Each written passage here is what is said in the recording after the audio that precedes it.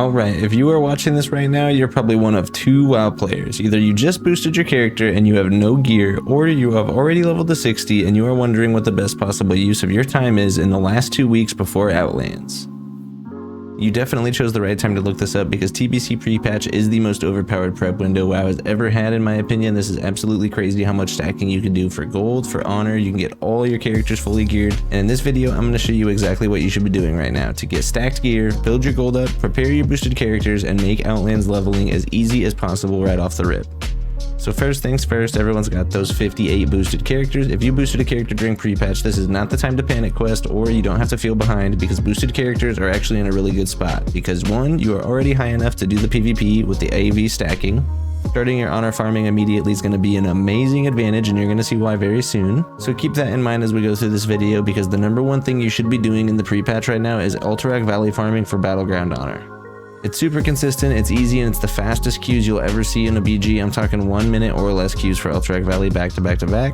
And you definitely don't have to sleep on the other battlegrounds either, because if you're queuing Ultrak Valley, Warsong Gulch, and Arathi Basin, alternating between the three, you're going to be able to turn them in on a repeatable quest where you turn in one of each mark. You're going to get honor, you're going to get XP if you're not level 60 yet. And with this brand new sign of battle boost where you're getting 150% extra honor every single time you earn honor this pre-patch, that's going to give you 500 honor every single time you turn in those marks. So as long as you're rotating battlegrounds, you're not going to be losing any honor just by not spamming AV. And honestly, if you get burned out on AV, it is really fun to jump into Warsong Gulch and Arathi Basin just to shake things up a little bit. And as long as you're winning some games, you're still going to be gaining insane honor with the repeatable quest. And the bottom line is you need to be doing battlegrounds, because the reason you need to do battlegrounds is because we are going to be farming honor to get our rank 13 and rank 14 PvP gear. As you can see, I have fully stacked my mage, my very first level 60 character on classic. In full epics, it took just a few days worth of AV farming. And because it was my first character, I wanted to go with the epics, but you don't even have to do that. You can cut the farming in half, probably even in fourth if you just decide to go for the blue gears. And honestly, that's the best move for all of these communal geared boosted characters. You'll probably spend 2 or 3 hours in Ultrak Valley, and by the end of it, you're going to have all of your communal green gear replaced with rank 13 blue gear. I would probably get your weapons replaced first, because that's your biggest stat improvement and your biggest power spike improvement. The only downside is if you combine every single piece of gear for your 6-piece set, it costs the same exact amount as one weapon. But either way, you're going to be able to get that all farmed out in just a few days if you're really committed to it. So basically, I would recommend just going for the blue gear, but if you just have one character, or if you really want to push it, or if you have some extra time to grind out, there's no reason not to get that rank 14 epic set before going into Outlands. Now, another thing that a lot of players are not realizing is that not everyone knows that every single battleground has its own vendor. So I'm talking about the Warsong Gulch, Ultrak Valley, and Arathi Basin vendors in their respective zones. If you head to the northern part of the Barrens, just underneath the Zera, or just above Terran Mill in the Hillsbrad Foothills area, you can go to Ultrak Mountains to find the AV vendor. And last but not least, in Arathi Highlands, you can find the Arathi Basin vendor. Each of these vendors is going to be selling the offset pieces for PvP to also replace your communal gear, or if you just have a freshly level 60 gear character and you need some quick upgrades before Outlands, this is the way to do it. You can find rings, cloaks, necklaces, offhand weapons, boots, and even two-handed weapons and shields at these vendors. If you don't feel like spamming AV, or you don't think you have enough time to max out the entire rank 14 set, this is a great way to get some smaller PvP gear without spending a lot of time and a lot of honor. Now moving on to number 3, this is one of my favorite tips I saw online, and I had to share it in the video to make sure as many people saw this as possible.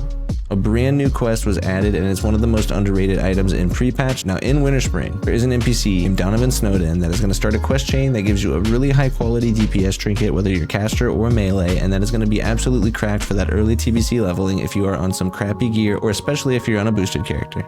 Now here's the important part, this quest chain is completely soloable, it is not very hard, and it is 100% worth your time. First thing you're going to have to do is farm some of these like little Yeti troll combination things out in Winterspring until you can find some Winterspring firewater. This quest is going to take you to Snowden, and that's going to start a 5 quest chain where you basically just run back and forth between the Snowden and Fellwood a bunch of times. You're going to kill a few things, loot a few items, they're going to send you to a cave to take out the leader, and by the end of it, you're going to be able to turn in that quest and choose between 2 super good DPS trinkets.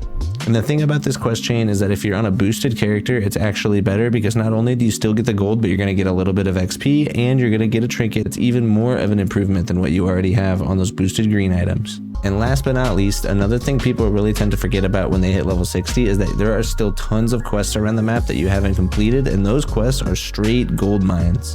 And once TBC launches, all of this bonus gold that's sitting here in these quests is gone, so this is the perfect time to clean up those Western Plaguelands and Eastern Plaguelands quests. You can even go down to Winterspring or Silithist, basically just knock out any leftover quest hubs that you haven't touched yet, because all the XP that you were forfeiting by not doing those while leveling has been transferred into bonus gold, and I'm telling you guys, it's insane. You can get like 5, 6, 7 golds sometimes from these quests, and oftentimes you're going to get a quest reward that can sell for 1 to 5 gold as well. I just ran through the Plaguelands and completed about 10 to 15 quests. I got easily 150 gold, and that's before even checking what my auction sold for, so you do not want to miss out this opportunity if you are feeling broke going into Outlands.